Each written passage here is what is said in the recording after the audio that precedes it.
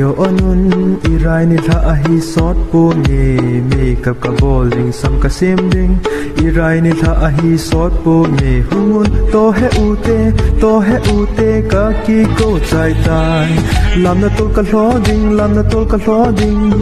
I lam kho wa diu zan kho wa na din sum le pai ka ngai chapu man bai nop sa zan kho wa na din sum le pai ka ngai chapu man bai nop sa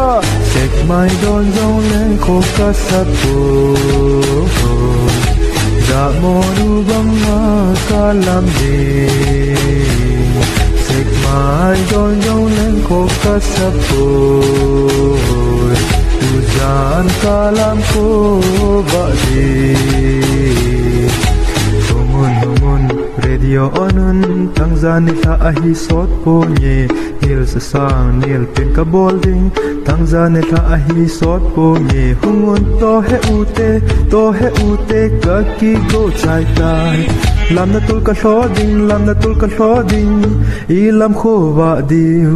Zan kho wa na din sum le pai ka ngai chapu man bai nop sa Zan kho wa na din sum le pai ka ngai chapu man bai nop sa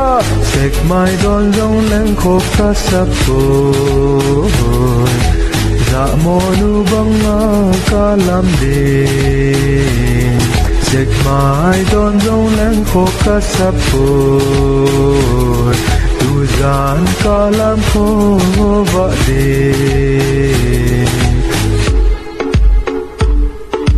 Humun man bai nop sa Humun man bai nop sa Sek mai don zong leng kho ka sapu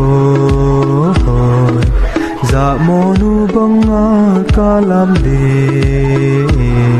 Sek mai don zong leng kho ka sapu Tuzan kalam kho wa de Zan kho wa na din sum le pai ka ngai chapu Zan kho wa na din sum le pai ka ngai chapu Sek mai don zong leng kho ka sapu Za mo nu bang a ka lam ding Sek mai don zong leng kho ka sapu Tuzan kalam kho wa ding Na